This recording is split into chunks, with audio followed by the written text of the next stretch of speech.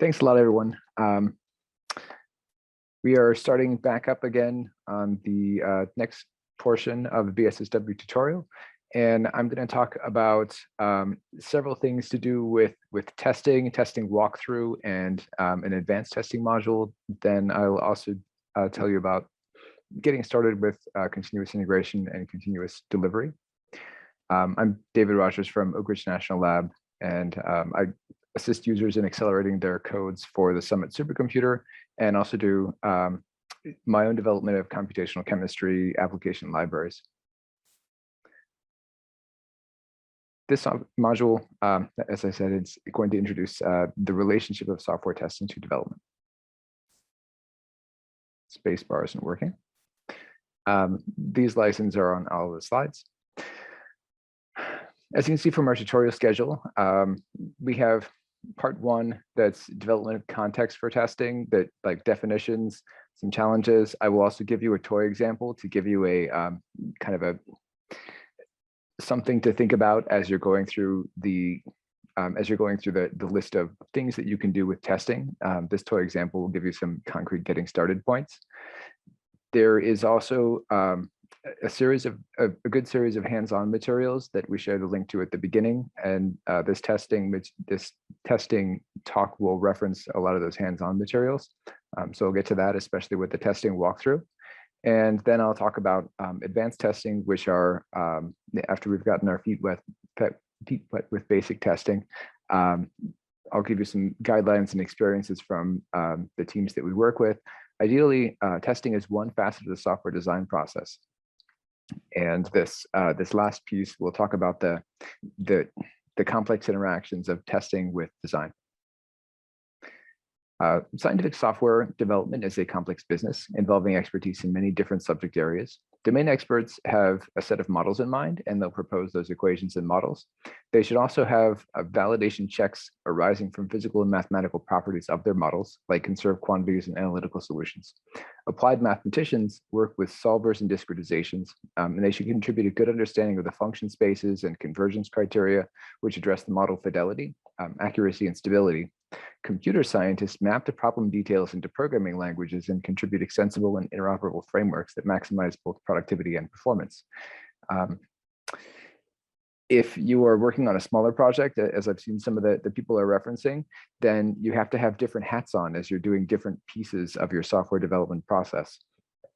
So you might act like all three of those things at different times when you're doing different pieces of when you're developing different parts of your software.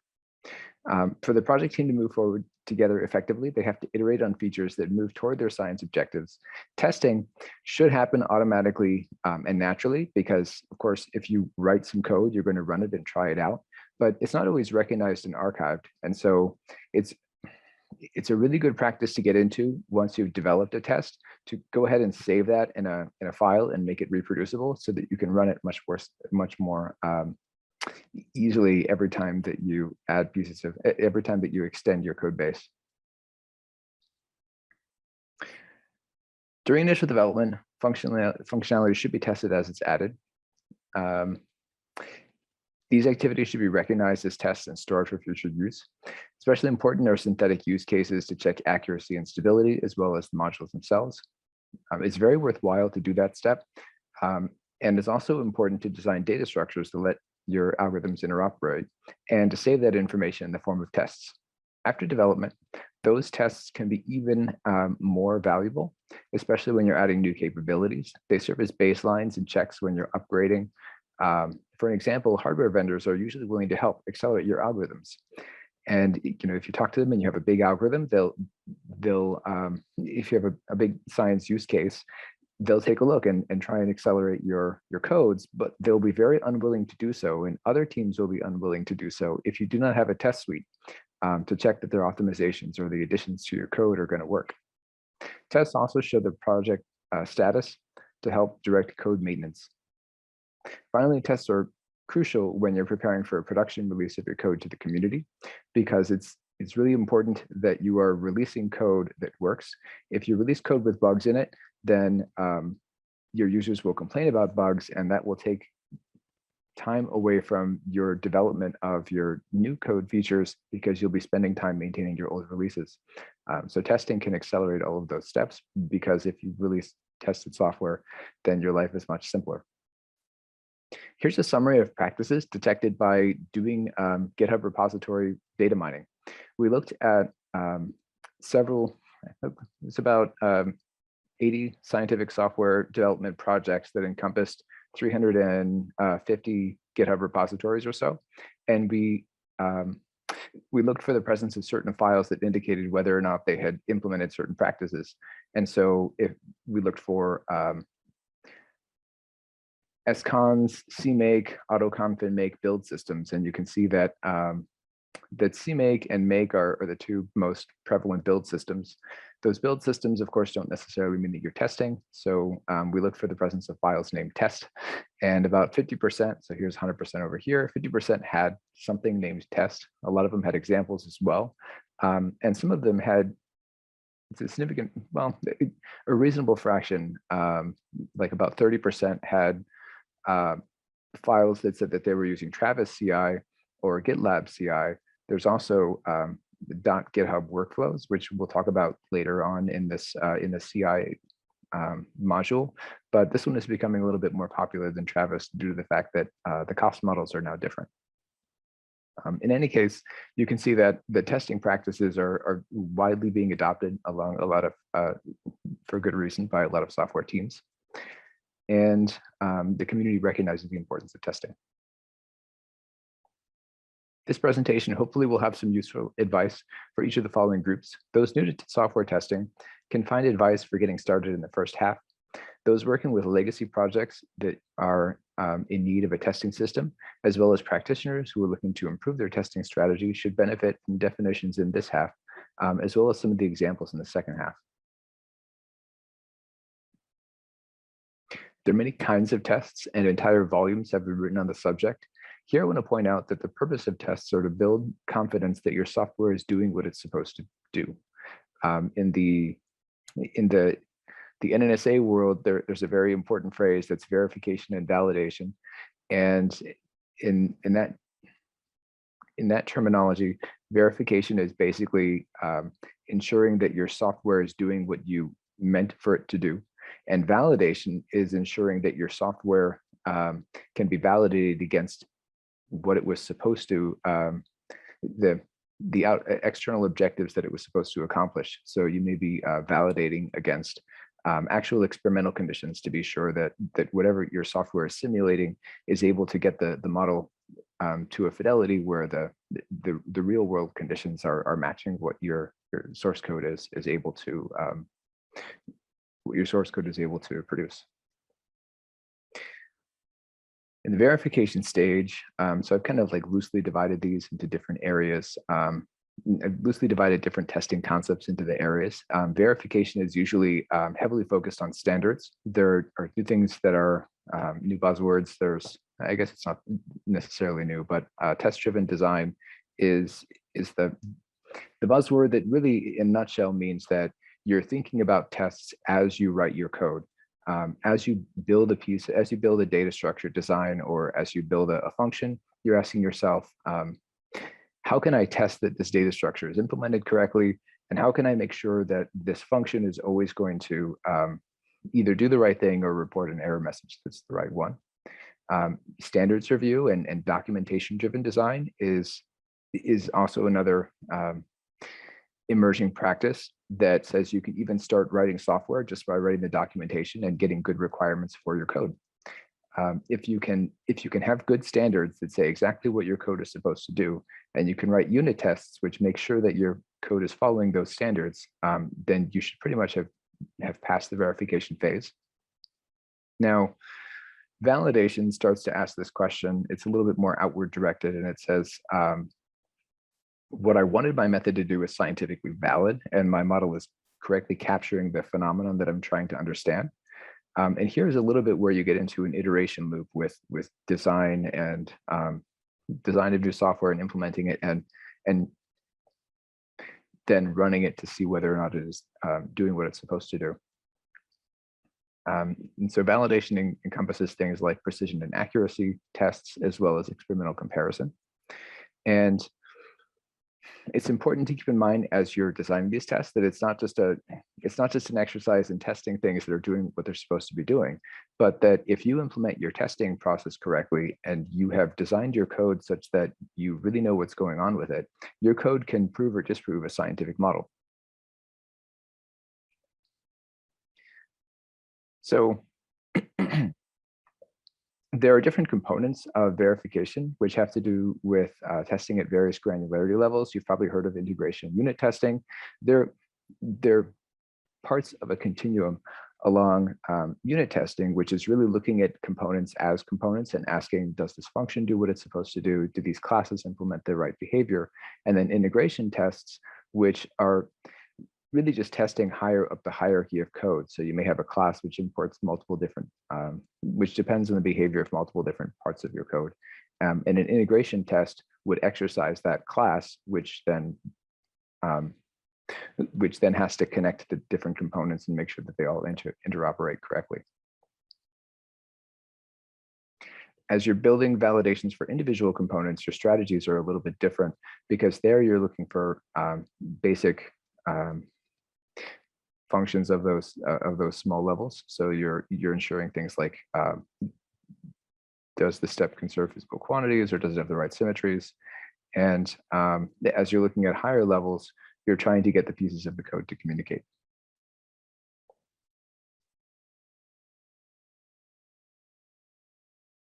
It's also good, and we've mentioned it several times throughout the tutorial, to look for error bars because especially with people trying to implement even more reduced precision arithmetic, the error bars can be very large if you're subtracting two large numbers, and this can be a common source of errors in scientific codes. Research software has unique challenges as compared to industrial software. In fact, even at big technology industries, if you ask the research division, what are your requirements for testing research software? They won't be able to give you a concrete answer. That's because research software explores areas where we don't yet know the expected outcome. After all, the expected behavior, they don't necessarily know what the expected outcome is, because after all the expected behavior has been checked, we still have to rely on domain experts to help validate the model and iterate on its design. Legacy codes have a little bit different challenges. There, your code may have had tests originally implemented, but the tests might have been lost in the midst of time, or some critical pieces of explanation of why a piece of code is there might not be there anymore. And so you as an inheritor of this legacy code have to go in and do a little bit of forensics to figure out whether or not this piece of code is bad code and should be thrown out, or was there to fix or patch up something else that also came from your legacy code. So often it's difficult to tell how parts of your legacy code will interact and what everything is supposed to be doing.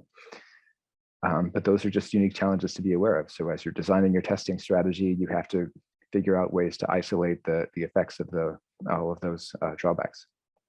When you're trying to release a code, you have yet a different set of challenges, which are involved with making sure that what you release is thoroughly tested and validated. You want to have some sort of review process in place to be sure that the code addresses all of its use cases. Verification is a very cost-effective way to ensure that code defects don't go through. So this is more of a documentation and a checking that things require checking that things conform to their specs problem.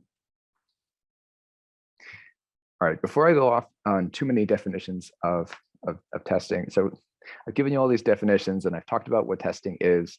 And now I've given you a lot of ideas on how different pieces of tests connect to each other and how you can design a testing plan for different kinds of codes. I want to just give you some simple examples of testing frameworks that do a lot of the actual hard work for you. So the two that I'm going to talk about just in very quick, single slide format are PyScaffold and CMake tests specifically CMake tests that are packaged in a nice wrapper for you through a build link test example. These two frameworks kind of show you that it's not so much the source code. It used to be that if you wanted to build up a set of tests, that you had to think a little bit about how you wanted to actually write your test driver and build some infrastructure. But now a lot of the infrastructure exists, and the big problem with testing is figuring out, what do I test, how do I test it, and what am I watching out for as I actually build these things? Because it's pretty easy now to put a function, or to put a simple test file with a little test in it that returns true or false. It's a little bit harder to connect all the testing concepts with the actual implementation in source code. This is the piece here for PyScaffold. It's a scaffolding framework that builds up your Python project. I showed this to a colleague a couple months ago, and he was really excited because he had built a whole set of Python modules, and he wanted to start putting tests in, but he was about to be in the awkward position of implementing his own testing strategy and adding some extra testing scripts, and then trying to somehow attach those to the source code release process. PyScaffold actually does all that for you. So with these couple commands at the top, install PyScaffold, install Tox, which is the runner for different commands inside of PyScaffold, and put up AutoQCT. This is the actual first invocation using PyScaffold, which creates a project called AutoQCT. Some other programming languages like Ruby have Rails that create a new Rails project with a single command line, and inside your new project, you have pretty much the right scaffold structure of where you put your source code files, etc. When PyScaffold puts a project up, it gives you an INI file with different routes or different high-level commands like test this thing, release this thing, etc. And so Tox inside of the newly created program will run the scaffold tests, which give you a simple test directory with a test skeleton where you can make your own functions. Of course, they include some things that pass. It gives you a code coverage report. And if you read about this further, you'll see that there's a lot more things that you can do with Tox. Even stuff like releasing your package on the PyPy packaging index. CMake is a makefile generator for compiled codes, including C and Fortran, and some other compiled code areas as well, but mostly C and Fortran. And build link test is a scaffold which gives you a whole bunch of CMake files that gives you a standard CMake file setup that you can include its package of CMakes here. And setup blt.cmake is going to give you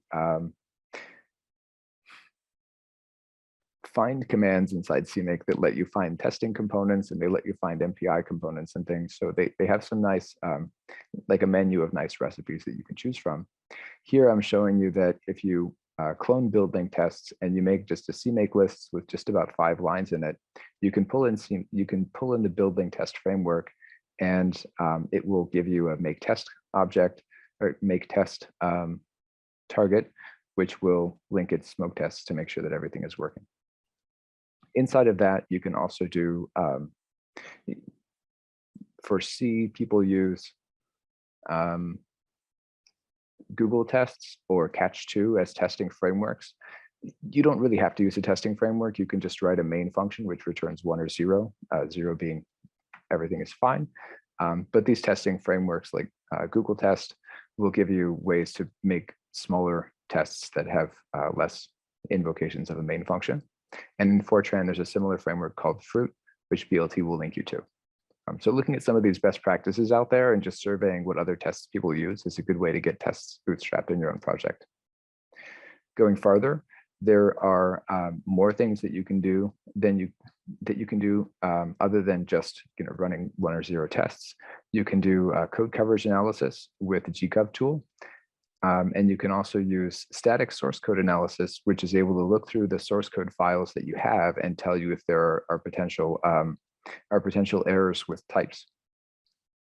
In old C, this was lint, and now there's a clang tidy, which will do things like A lot of this is also given to you by compiler warnings, but you could have a part of your test which is just generating extra verbose compiler warnings to give you kind of a heads up on areas of your code which may require a little bit more manual inspection. Python has a similar set of things that are PyTest, unit tests, and nose as testing frameworks.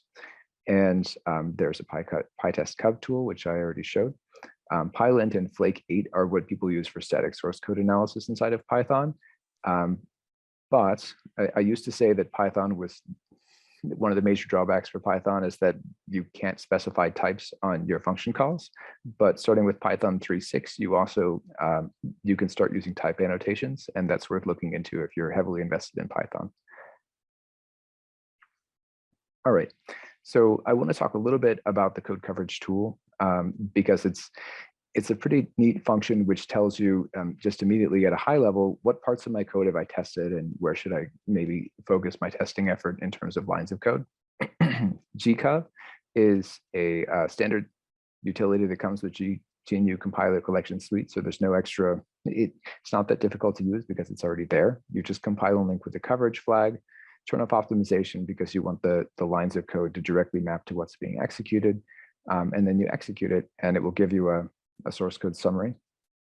The source code summary looks something like this. So in the heat example that we have in the set of links on the BSSW tutorial page, this is the make file for the heat example. And if you run this make with the coverage flag enabled, then actually run the heat executable, you'll see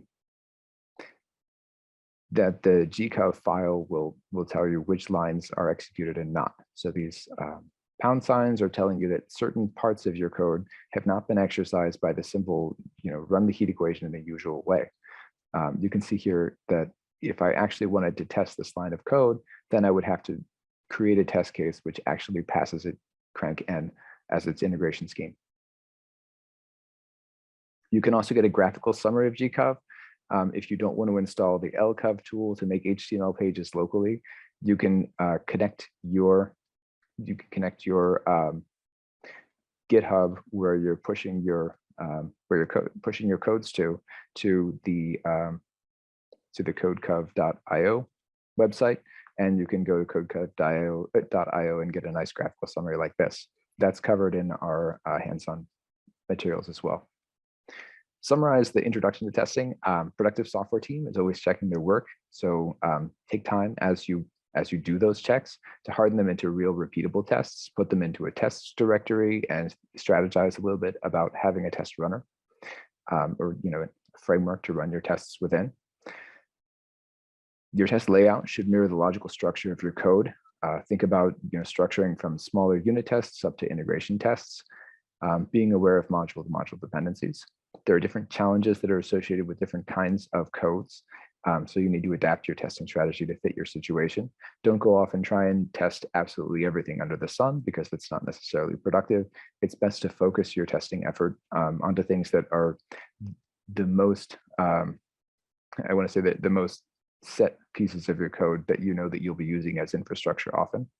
And don't get distracted by all the technologies out there. Focus on exercising your code. So you can do a lot just with simple make files like I'll show in the next testing walkthrough. Are there questions on this one?